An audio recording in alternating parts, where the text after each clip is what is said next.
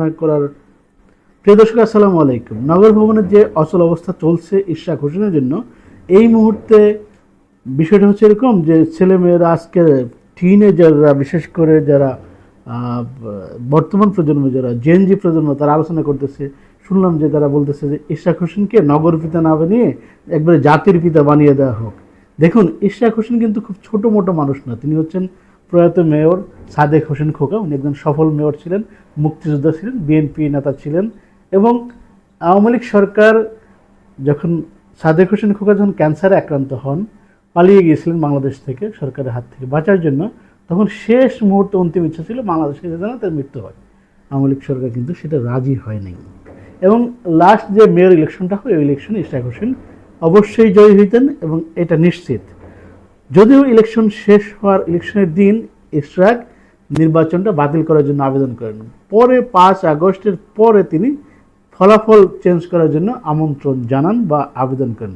দেখুন, আদালত যা করে ফেলেছে, আদালতের রায়টাকে আমরা ভুলও বলতে পারবো না, শুদ্ধ বলতে পারবো। আদালত যা করেছে সেটা রায়, সেটা মেনে নিতে হবে। সেটা মেনে নিয়ে স্থানীয় সরকার মন্ত্রণালয় এটাকে রিভিউ করার জন্য মতামত ছিল আইন মন্ত্রণালয়। আইন মন্ত্রণালয় মতামত দিলেন যে এটা আসলে সুযোগ নাই, যেহেতু এই নির্বাচনটাই অবৈধ ছিল।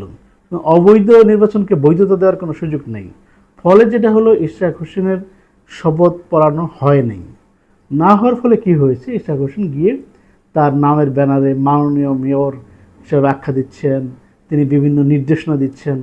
নির্দেশনা দিলেও বস্তুতপক্ষে 1 মাস ধরে নাগরিক সেবা বন্ধ রয়েছে। এই যে নাগরিক সেবা বন্ধ থাকা কেন করা হচ্ছে? ইশরাক হোসেন কার ফাঁদে পড়েছেন? ইশরাক হোসেন কিন্তু এর আগেও 2বার 2টা ভুল করেছেন, এবার এটা চরম ভুল করতেছেন। যেই নগরবাসীর সেবা দেওয়ার জন্য তিনি নগরের পিতা হতে চান, সেই নগরবাসীকে চরম একটা ভোগান্তির মধ্যে ফেলেছেন, হয়রানির মধ্যে ফেলেছেন। দেখুন, নগর ভবনে কিন্তু নগরবাসীর জন্য প্রতিদিন প্রচুর সেবা কার্যক্রম করতে হয়। এই সেবা একবারে বন্ধ হয়ে গিয়েছে। এইটা এক ধরনের হয়রানি, এবং কবে শেষ হবে সেটাও বলা যাচ্ছে না।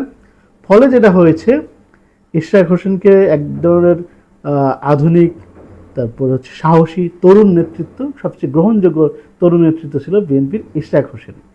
যেহেতু তার দেখতেও সুন্দর, লেখাপড়া ভালো, মার্জিত, খুব সাহসী, এখনও বিয়ে করেননি এবং ব্ল্যাক বেল্ট পাওয়া, সব দিক দিয়ে সে অনেক গুণী, ইঞ্জিনিয়ার।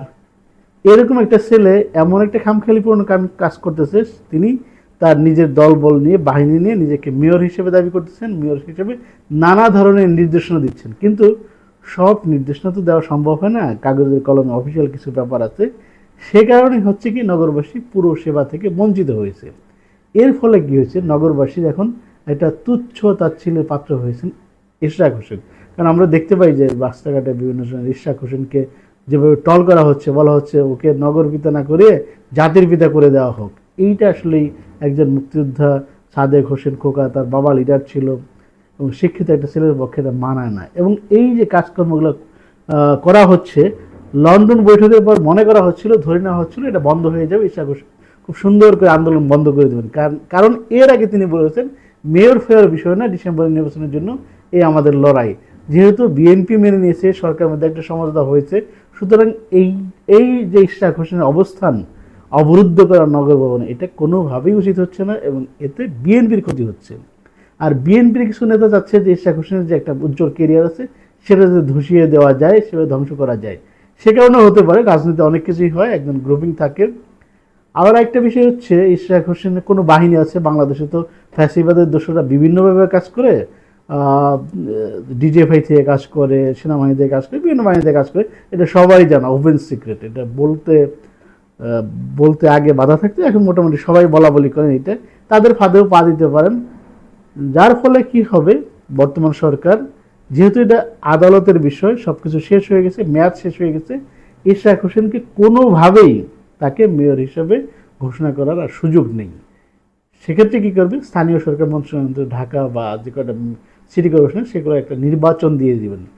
সেই লক্ষ্যে মনে হচ্ছে, আমরা শুনতে পাচ্ছি যে নির্বাচন কমিশনকে এই ব্যাপারে একটা নির্দেশনা দেওয়া হচ্ছে যে তারা যেন মেয়রের সিটি কর্পোরেশন ইলেকশন একটা শিডিউল ঘোষণা করে।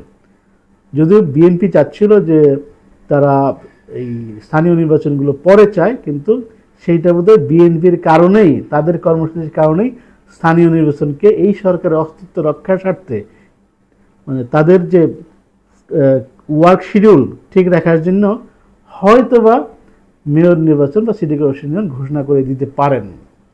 তো দেখি ইশরাক হোসেন কত দূর যান। ইশরাক হোসেন আসলে এভাবে করতে করতে তার যে জনমত ছিল, তার যে অবস্থা ছিল, এটা না পচে শেষ না করে আসলেই থামবেন না উনি।